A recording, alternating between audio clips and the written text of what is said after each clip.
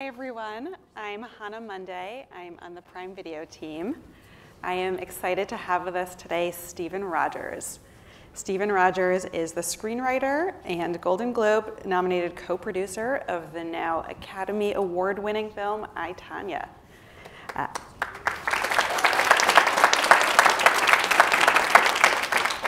In addition to I, Tanya, Stephen has written the screenplays for Hope Floats, Stepmom, Kate and Leopold, P.S. I Love You, and Love the Coopers. Welcome, Stephen Rogers.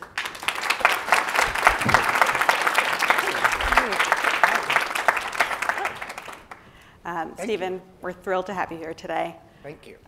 Let's start by watching the trailer for the movie. Let's. I was the best figure skater in the world. How do I get a fair shot here? We also judge on presentation. I'm getting even in the playing field. I know a guy who shouldn't even be saying his name. Derek.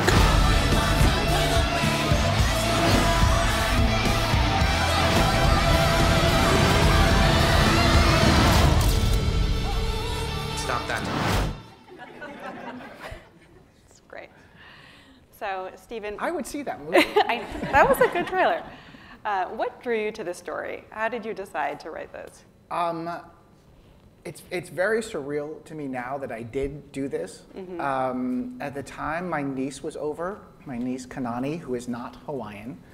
And there happened to be this great documentary on 30 for 30 about Tonya Harding. And she had never heard of Tonya Harding. And I said, well, let's just watch that. And we were watching the documentary, and it was there were just elements in it that they touched on that I thought were interesting about class in America and what we tell women they're supposed to be, but also truth and the perception of truth, but not just from the media, but like what we tell ourselves in order to be able to live with ourselves. But it was framed in a whole lot of crazy. Which I felt very at home in, you know? And so I went onto the Tonya Harding website to see if her life rights were even available. And I called a number for her agent, and it was a Motel 6. And I'm not kidding. And I just thought, I'm so in. Like, I don't know if this is gonna end up a movie or not, but it's gonna make my life more interesting. And so I tracked down Tonya Harding, and I interviewed her, and then I tracked down Jeff Gillooly, and I interviewed him. And when I did, their stories were so polar opposite. They really did not remember anything the same. And I just thought, well, that's the way I'll tell the story. I'll put everybody's point of view up there, and then just let the audience decide what they think happened. Right. There is a lot of crazy in the story, as you said, and I mean, larger than life characters. What was that first meeting with Tonya Harding like? Oh, it was interesting mainly because I'd actually never interviewed anybody. I mean, I didn't tell her that. But I flew up to Sisters, Oregon, where she was living at the time. And she picked me up at my lodge, because you stay in lodges in Sisters. And she pulled up in her truck, and I thought, okay, I'm gonna go meet Tonya Harding. But I actually couldn't get into her truck because there was no outside passenger door handle. So I just kind of stood there, you know, and she had to open it for me, and we had lunch, and we just started talking, because I wasn't gonna do it if I didn't like her, you know, but we just started talking, and I noticed right away that she had told the story a lot. And so a lot of it just came out by rote. And I thought, I'm going to have to figure out a way around that. And then I came back, and it took a while to get the life rights. And while they were trying to work that out, I did a whole lot of research. And then I flew back up there, and I think I interviewed her over a 2-day period. And once I did, I thought, well, I have to talk to Jeff. Yeah. You know, or I don't have a movie. But he's never given an interview saying his version of the events. He's commented on stuff for hard copy, or he's given interviews that say, where are they today? You know, but he's never told his side. And I went on the internet and tracked him down in a minute, because you can. And I knew that he changed his name after he got out of prison because he didn't want to be known as Jeff Gillooly anymore. But he moved right back to his same hometown. So everybody knew he was Jeff Gillooly. So he didn't really think that through. But Sounds like a theme. Emailed him, and I think because his wife liked Hope Floats, which was a movie I had written, he said, okay, you know. And then we met, and he wasn't at all the way I thought he was gonna be. He was just kind of like, I don't understand why you want to tell this story. Why would anyone want to see it, you know? I liked him a lot. What's interesting is that he would not take any money for the interview or for the life rights. He said that he was the one who thought of calling in a death threat on Nancy Kerrigan, which is what he says happened. And Tanya never would have thought of that. And he said it ruined her career. He doesn't want to profit from it. And to this day, he's not taken one penny, which is not the way he was portrayed in the media at all. And I was like, yeah. But he was actually really funny because he wasn't really even in a big hurry to see it, you know. I was saying, Jeff, you have to see the movie before it comes out. I want, you know, because I was very circumspect about it, and I was very nervous about his response, because he says, they disagreed on everything. And he says, you know, for instance, I never hit her, you know, but in the movie, she says that he hit her, and they're, you know, and I wanted him to be okay with it. I didn't want him to feel like he, you know, was being used at all. But I couldn't get him to see the movie, and he was saying, I'll just see it when it's in the movie theater. I was like, Jeff, I'm not going to have you pay. You know, we'll send you a link. And so he did. He saw the movie, and he emailed me, and I was very nervous. And he said, well, I liked it way better than Hope Floats. Me too. Yeah. Oh man, I love that. So you mentioned that part of what drew you to the story is kind of the truth and perception, and you know the different sides to this story. Related to that, you use this device in the movie where you have the characters kind of speak directly to the audience. Tell me about that choice. How did you decide to do that? Yeah, I keep writing about truth and memory. I mean, I'm clearly trying to work something out in my head, and I don't know what it is because I'm still writing about it. The documentary part I thought about just because once I got everyone's point of view, I just thought, oh my God, everyone is trying so hard to control the narrative, which I think is very human. You know, it's like we tell ourselves what we need to tell ourselves to sleep at night. In terms of the speaking right to the camera, I mean, a lot of that was Craig Gillespie who directed the movie, and that came about really in the sort of the scenes of domestic abuse, because you know, Tanya obviously says that, you know, she was hit, but when she talks about it, she's very removed from it. And she's like, you know, my mom hit me, she loved me, Jeff hit me, he loved me. But there's a distance that, you know, and I think it was Craig's idea to really have her really distance herself in the middle of those scenes to sort of dramatize that. Interesting. Yeah. So let's talk about tone. I think one of the things I loved about the movie is the tone. There's a lot of violence, but it's a funny movie in a lot of ways. So how did you decide to write the movie in that tone? It never occurred to me that I had to be just one thing. You know, to me, the story was really funny, and it was also really tragic, and it was also really crazy, and it was true depending on whose point of view you wanted to believe. So I wanted it to be all of those things. You know, I mean, I never felt like I had to just be one thing, and I like that. To me, life is like really messy. And in terms of acting or writing, it's like the messier, the better. Yeah, and it felt very true to, you know, the story itself. It's full of contradiction. Well, the characters themselves are very rebellious, but they're also very wrong-headed, you know? And so I wanted the screenplay to be very rebellious and wrong-headed in the sense that I wanted to do all those things that they say, you can't do that in a screenplay. You know, at one point, Allison Janney's character talks right to the camera, and she criticizes the screenplay, and she says, well, my storyline is disappearing, you know? and I knew that if this were a studio movie, that would be the first thing they'd cut. So I knew that I wanted to do it independently because the tone of it would not survive the studio system, I didn't think. Let's talk about Allison Janney. Let's. You wrote this role for her. Yes, I did. Tell us about that. I've known Allison since God was a small child. I met her when I was 17. We went to the Neighborhood Playhouse, which is an acting school in New York City. And she was the best one. I'm sorry, everybody else. And so I've always known how great she was. I've seen her, even before West Wing, on Broadway, she would do a Noel Coward play and get all the reviews. And the next year, she would do an Arthur Miller play and get all the reviews. And those are very different playwrights and very different styles. And she can really do anything. And so I've always written parts for her, and she's never gotten cast in them, idiotically. And the last movie she wanted to do, I wanted her, the director wanted her, and she didn't get cast for an idiotic reason. And so on this one, I was just fed up, and I just said, that's it. And so this was a spec script, which means no one was paying me to write it. And if people wanted it, hopefully they'd bid on it. And then if more than one person bids, I have more power. And so it was a gamble, and it paid off, because there was a lot of heat on the script. And the first thing I said was, Allison Janney is playing the part that I wrote for her, and I want it in writing, or I won't come in. And I actually said it before Allison even read the script.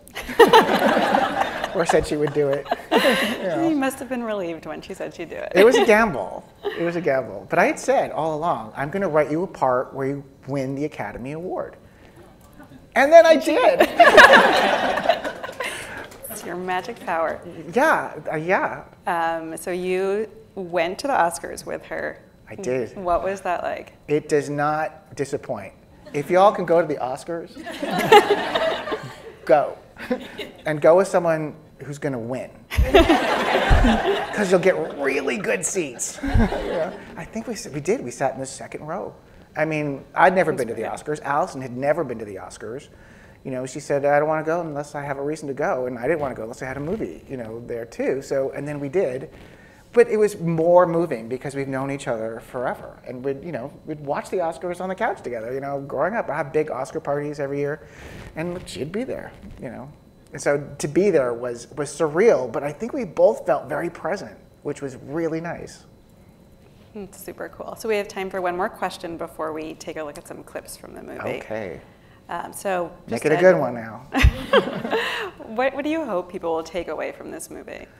You know, I guess I feel like people, I'd like them not to be so quick to judge before they know the entire story, because we were really given a story with very little nuance. You know, I mean, we were told this person's the villain, this person's the princess, and it didn't go beyond that. And everybody in this room or watching has at least one story that will stop your heart cold. Everybody. And, you know, that is very relatable, that is very human. It's more than just what we're told by the media. So I just would like all those people in the comment section to just stop and take a step back before, you know, they spread the hate, you know, and say that there's probably more to it than you know. That's what I'd like. Great. Let's watch a clip from the movie. Okay. Here's my daughter, Tanya. Mrs. Harding, I told you on the phone. I know what you told me, only you never seen her skate. I don't train beginners. All she does is talk about skating all day and night. Can't shut her up about it. So it's easier for me to put her on ice, if you know what I mean. And we figure with the right training, she can make the most of her gift, like ice capades maybe one day or something. How old are you, honey? She's a soft 4. Well, she's a very pretty girl. But I'm sorry I don't take on students this young. Now, if you'll forgive me, I have a class waiting. How'd it feel? Feel good? Go on, skate.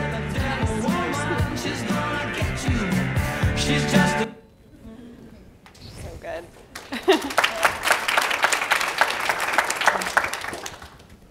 So how much of that character was on paper and how much was Allison? It was all on paper. Allison just elevated it. I look at that scene. I think that's the first or second scene that Allison filmed. Allison only worked 8 days on the movie because she was filming Mom, And she was also rehearsing a Broadway play. She did 6 Degrees of Separation on Broadway. And there was a finite amount of time that we had her. And I think she did her whole part in 8 days. So when she was available, we just filmed all of her scenes. And when you saw her transform into Lavana, what was that like? It was great because it was everything I wanted. And I was a producer on the movie too, and so I got to see the dailies. And there was not a bad take. I mean, we could have used different takes of her throughout the whole movie, and she would still win an Oscar. She was just that good. Although I watched that, and they say, how old is she? And she's a sophomore. Someone just came up to me and said, oh, someone just asked how old their daughter was, and she said, she's a sophomore. Quotable line. Yeah, That's great. That was nice. Let's take a look at another clip. Okay. It was my fault. Nothing's ever your fault. I outskated the other girl. You skated like a graceless bull. I was embarrassed for you. Sorry. Your father's not paying alimony, you know. Every penny I make, every penny goes to your skating, and you weren't even trying. I said I was sorry. Don't talk back to me. Saying I'm sorry is not talking back. Oh, that's supposed to be smart. Stop it. I just said... Rolling your alien eyes at me when I'm talking to you. I didn't roll my eyes at you. I like working. Go back, you selfish bitch. You crazy. You that mustache, you're gonna start paying rent. I'm not paying for you to act like live off me for free. Ugly. Sorry, I was swearing going on. Have you seen that? Have you had to watch it without the swearing? No, I've only seen it with the swearing. But I love when they cut it out because you're like, oh, geez, no one's saying there's a lot anything. there. Yeah. So tell us about that scene. Well, first of all, I love Margot Robbie in this movie. She's so good. I mean, she's playing like 15 or so, age 15 there, and it's so believable. But, we had no money. It was a very small budget. And this was not filmed in order. And Margot would modulate not only her voice, but also her physicality, because she would get progressively more defensive depending on how old she got. And she's such a worker. She was so prepared and made it look like nothing. And also Allison and Margot didn't really know each other very well when they filmed that scene. And so they both just sort of made a pact that they were gonna just jump right in, and they're both, two very powerful actors, and that's what happened. Yeah, I mean, it's hard to believe that Margot Robbie was able to pull that off. It's pretty spectacular. She is spectacular, and produced the movie. So she would be in a scene and she would be all in, and they'd say cut, and then her Australian accent would come back. Right? She's and she would talk about like the music of this, and they say, okay, action, and she would be.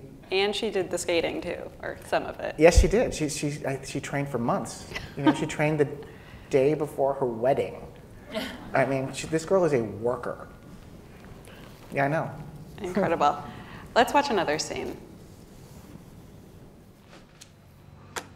Well, this was a stupid idea. Was anything I did ever good enough for you? You were soft. At 3? I made you a fighter. You never had a With my head, you made me think that I could skate best when my life was and now my life is you made that real for me. I don't want that. You would have picked it in a heartbeat. You should be thanking me, not blaming me.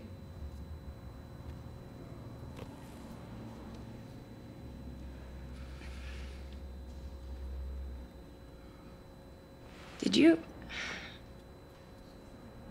I mean, when I was a kid, did you ever love me or anything?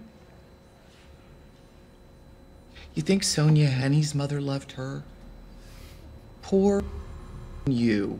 I didn't stay home making apple brown Bettys. No, I made you a champion. Knowing you'd hate me for it. That's the sacrifice a mother makes. I wish I'd had a mother like me instead of nice. Nice get you. I didn't like my mother either. So what? I gave you a gift. You cursed me.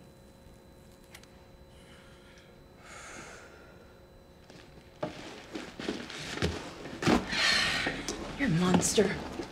Spilled milk, baby.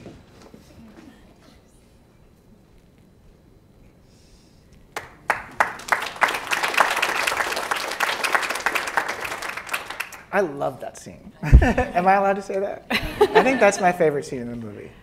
It was not in the original draft of the script. When the script went out, it wasn't there. And it was Craig who said, we have Margot, we have Allison, write some more scenes. And I could not believe, in hindsight, that wasn't in there. And I remember when we were filming that scene, the very first take, that's what Allison did.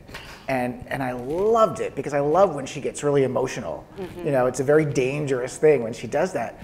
But afterwards, Craig, the director, was saying, okay, less, do less. And I was like, oh no, I love when she did that. And I was like, and he kept saying less. And I just thought, oh well, it's never gonna. But then that's the take that they used, and it was my favorite take. It's a powerful scene. So what do you make of that relationship? Like, what do you think? I don't think it's the healthiest. I'm not sure about that.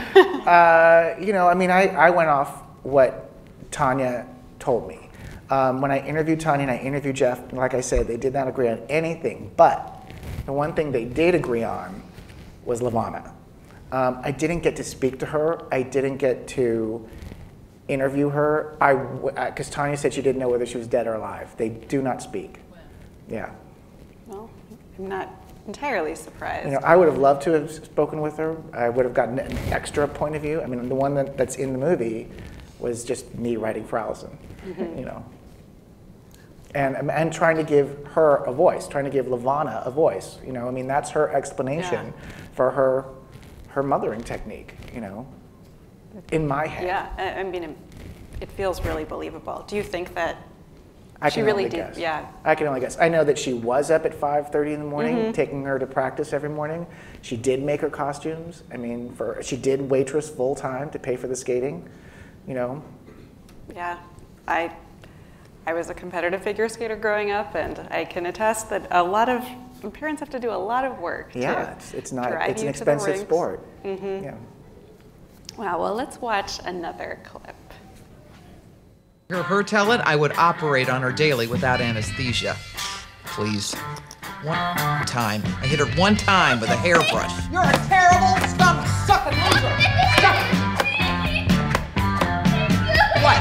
The child sometimes wants to be corrected. Answer me when I talk to you. When I felt this, I gave her criticism. Stop that. The thing about Tanya was she skated better when she was enraged. If there was no "you can't do it" type thing, she wouldn't do it. On the ice, I was there to inspire her. Off the ice, she was a happy, well-adjusted girl. Dang! I love it. Stop that. That's, I think, my favorite moment. Okay, so here's the thing. Craig had Allison smoking throughout the movie. In real life, Levana didn't smoke. I wrote a line that just sort of tickled me, where she says, there's no smoking on the ice, and Levana says, I'll smoke it quietly. It's not even that big a thing. But then, I texted Tanya, and I said, did your mom smoke? And she said, no. And I thought, she does now. So Craig had Allison smoking throughout the movie, but then when we were filming, we just filmed all this stuff, the latter day stuff, one night. She did all that in one night. But when she had the bird on her shoulder, they said, you can't smoke around a bird. It's going to kill the bird. And Craig was like, we have to. And it was Allison's idea to she said, well, she probably has emphysema by now. Do you have an oxygen tank? And it was her idea to do that. And they had an oxygen tank. So they did that, and the bird was picked because it was calm as a fish. It was just calm. You could do anything and it wouldn't move. But once they had the tubing for the oxygen, it became obsessed. And it just kept pecking at it. And Allison just used it, She used it throughout the whole thing. And it added. It was such a great, great accident. Yeah. Okay, let's look at another scene. He was the first boy I ever loved. The only catch was He beat the living hell out of me. And I thought it was my fault. Nancy gets hit one time. Why? And the whole world. For me, it's an all-the-time occurrence. I never hit her. That's not me. I'm actually a pretty meek guy. She hit me, cracked the wallet, fired a gun at me too. This is bull. I never did this. I mean, there's just so much there. Yeah. I mean, let's talk about the violence in the movie. And what were you? Well, I mean, we touched on it a little bit a while ago. I mean, I think all of us felt that if we sugarcoat it or make it look like it's nothing, you're sort of doing a disservice to everyone who goes through that.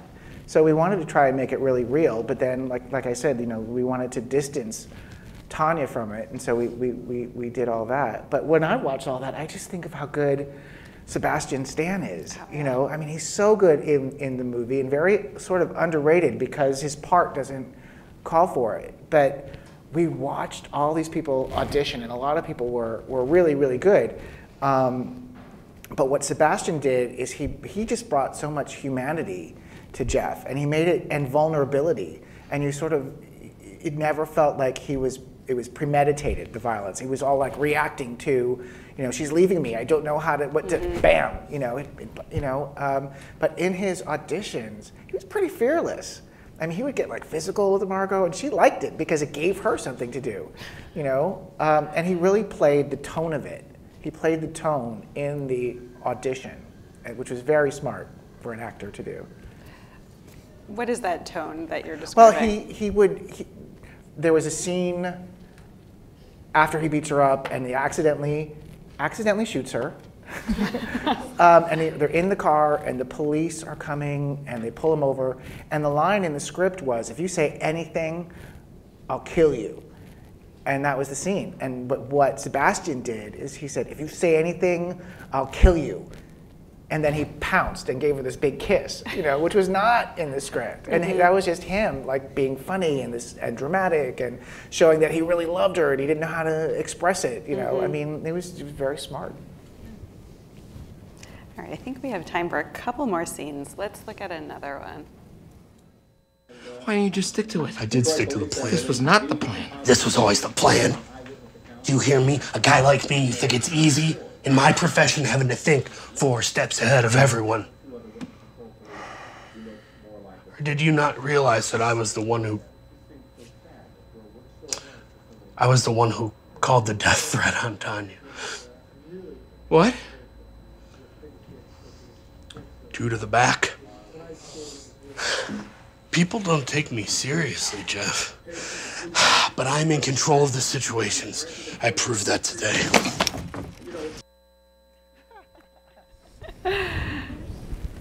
So let's talk about the Paul Walter Hauser. Yes. Okay. How great is Paul Walter Hauser as Sean the bodyguard? I love the fact that we got to find someone who is new. I mean, he's worked, but people didn't know him. And we got to sort of give him a break, you know, because it's so well deserved. Oh, yeah. You know, I mean, he steals so every funny. scene he's in. Completely. You know, the part, I mean, Sean, the real Sean, the bodyguard, I mean, he did go around telling everybody, you know, he worked for overseas dictators and he had assassins at his fingertips, you know. But my feeling always, because he died, I didn't get to interview him. My feeling was that it's funny and it's crazy, but I felt like he was doing it because he was 400 pounds, he lived in his parents' basement, and he was lonesome. And he was, you know, he didn't want that to be his reality, and that was his escape. And again, it just goes along with the things that we tell ourselves in order to be able to live with ourselves, you know? Yeah, it completely comes across. I mean, he's this hilarious character, but there's an element of sadness, especially, I love the scene where he realizes he and Jeff aren't going to be friends anymore, and he just sort of falls apart, you know? I mean, to me, that's very moving. Yeah, it is. It's tragic. I had to go, and after I watched the movie, I just Googled him. I was like, this can't be real. And it is. It is all. There's a great Diane Sawyer interview. I love Diane Sawyer, where he says all that, and it's in there's a clip of it at the end of the movie. So, right. But y'all can go through a YouTube rabbit hole. Be very careful. Yes, be careful. So I think we have time for one more scene, and it's a deleted scene from the movie. Okay. Can I just make one comment about Nancy Kerrigan? I have it on good authority that on one of our tours in '93, Jeff and Nancy were overheard talking, planning the whole attack thing. Are you kidding me? I barely knew the guy. It was a person on the tour. Very reliable source. They did it to take me down. I mean, it's just hearsay. I can't prove it, but how bad was she hurt? Why? Why? I'm sorry, but how does anybody get up and train for 1 month and skate so beautifully if they're that hurt? Guy with a big black stick. I know. That's what Tanya told me in our interview. You know, when we were talking, she said that, and at first I was just like, okay, that's so crazy, you know. Yeah. And I was like, no. But then I just thought, yeah, whatever you say, I'm gonna put in, you know. But it didn't make it in. And actually, one of the things I find really interesting about the movie is that it's not the Tonya Harding and Nancy Kerrigan story. Like, it's not I Nancy, it's right. I Tanya. Very much so. When I was growing up as a skater in the 90s, it was about the two of them. Right. It was about the rivalry. But this is it's Tanya's story. I think that's what a lot of people in the media, or what people do in societies. They like to see two women pitted against each other. You know, and I don't think any of us felt like that's the story we wanted to tell or even do. I mean, Nancy got hit. She was a victim. I'm sure she doesn't want to be associated with this her entire life. She was a skater and she won a silver medal, you know, but this overshadows it. I mean, so she was pretty gypped, you know. Mm-hmm. That's why she only has one line, you know, in the movie, and she's really not in it very much. Yeah. It's not I Nancy. You know, it's I, Tanya. I didn't want to tell the story of the girl who gets hit and comes back and wins a silver.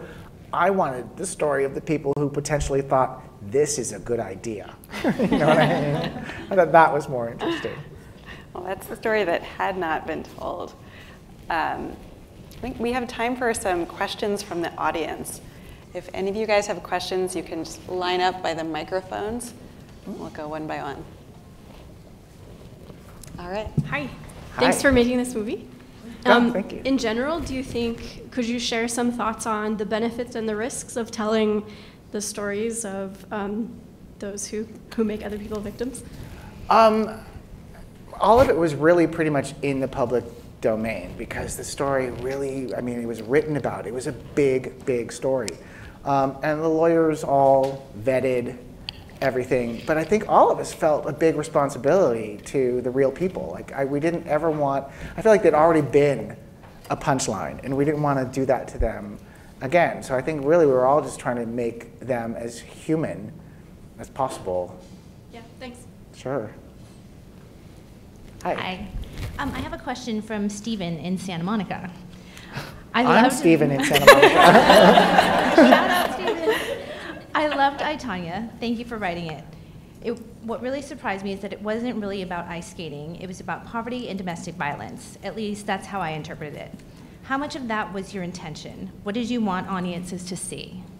It's like talking to myself. That was my intention. I mean, the jumping off point's always like, what's the point of it? And like, it's like what I said before, thematically, those were all the things that I did want to talk about. Were more the issues, but it's a really crazy true story, and that's the story I wanted to tell. I never feel competitive with other writers because I just feel like we're all so uniquely in tune with how we would tell a story. Mm-hmm. You know, I mean, on this whole like award season, I never felt competitive with Greta Gerwig or Jordan Peele or Martin McDonagh. I just felt like this is how I would tell the story. They would tell the story a totally different way. You know. As you said, Margot Robbie was incredible in this. How hard was it to get her? Did you have her in mind? Like, she just feels so perfect for the role. What was that process like? Margot chased it. She really went after it. I have a neighbor, Jill McElroy, who works at Margot's management company. And she lives on my street. She came to a party at my house once, and she never left. You know? And she just heard me talking about Tonya Harding and Jeff Gillooly, and she said, well, let me read it, you know, just because she thought it would be interesting. And she read it, and she said, you know who'd be really good for this would be Margot Robbie. And I was like, well, you know, we're not there yet. I'm still picking a producing partner. And she said, can I give it to her? And I thought, well, can I stop you? You know, you're going to do it. And the day after I picked Brian Uncless to partner up with for this, we heard that Margot wanted to do it, and you know, would we meet with her? That's a very easy meeting to say yes to. And when I met her for the first time, you know, you make small talk and you know, you try and make everyone relax. But when I talked about interviewing the real Tonya Harding, she had this intensity behind her eyes. And it was exactly the same intensity that the real Tanya had when she was talking about doing the triple. And I just thought, oh, that's actually really interesting. You know, very interesting. So yeah. So then did you audition other people, or did she No, get it from the beginning? No, she was obviously, I mean, there's very few people who can do like the comedy and the drama and not comment on it, but make it very character driven. And I mean, she's spectacular. I feel like no one told her she looks like that, you know, because she's really a character actress, but she just looks like a movie star. You know, she's a unicorn, that one. Let's take a question over here. I was curious about the title and what was the origin of the title and what kind of led you to that? It was, I think, three things. It was a spoof on I, Claudius, which is a very famous book. So I wanted it to be that. Also, it's a riff on I, Tanya, swear to tell the truth, the whole truth, and nothing but the truth, because our movie has a lot to do with truth and the perception of truth. And also, it was, it sounded just like someone's trying to, a little fancy, you know, a little pretentious. Like they're trying to put their good face on, which is what they're doing when they're trying to control the narrative, you know. So it was those three things. Cool, thank you. Sure. Hi. Hi. How did Tanya react to the final movie? And also, did she read the screenplay before you guys filmed? She read it, I think, right before we started to film. Time for changes. What she wanted me to be clearer about one line. Okay. When Jeff says, you know, she didn't know about the attack because it was never supposed to be an attack. I mean, I think that's the line that she wanted, because she really wanted it heard. She wanted it heard. When she's, I mean, come on, it has to be so weird to watch a movie about the most traumatic experience in your life. You know, I mean, if someone said, oh, we're going to do a movie about you, you know, and I'd be like, hell no, you're not going to do a movie about me. But she did see it, and she said she laughed, she cried. There was stuff that she loved. She thought Allison nailed it as her mom. And then there was stuff that she didn't like, you know, which mainly had to do with Jeff's point of view. You know, but she sent me very, very sweet emails and texts about it. Did she have feedback about Margot at all, and like any of her specific? Oh yeah, she had like a great big girl crush on Margot. Yeah, she loved. Yeah. Thank you. We've got another question. I have not seen that 30 on 30 documentary. That was great. Was Tanya's mother very present in that documentary, or was she a fun surprise you got as your later research? There's not a whole lot on her. I mean, you know, Allison had a harder job. There was a documentary made in the 80s when Tanya was about 15 that a Yale student did for her thesis, I think, and the shot that we used at the very end of the movie where she has the bird on her shoulder, it was from that. It was from that sort of thesis documentary.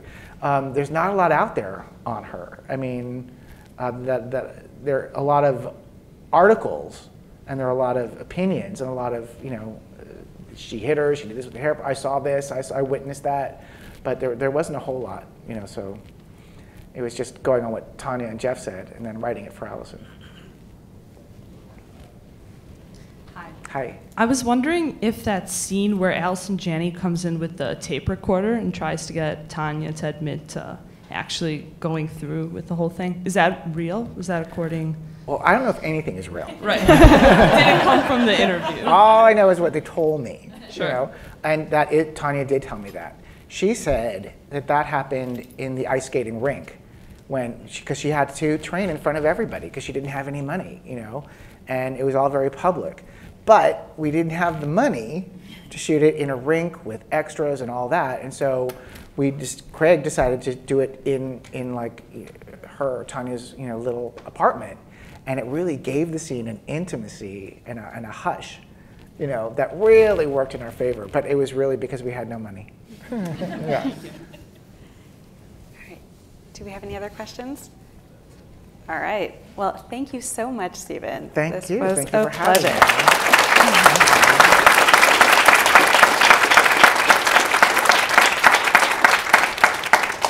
Thank you. I, Tanya is available on Amazon.com in Blu-ray or digital. It has over 40 minutes of bonus scenes, including deleted scenes, breakdown of visual effects, and more. Great. I know, I'll buy it.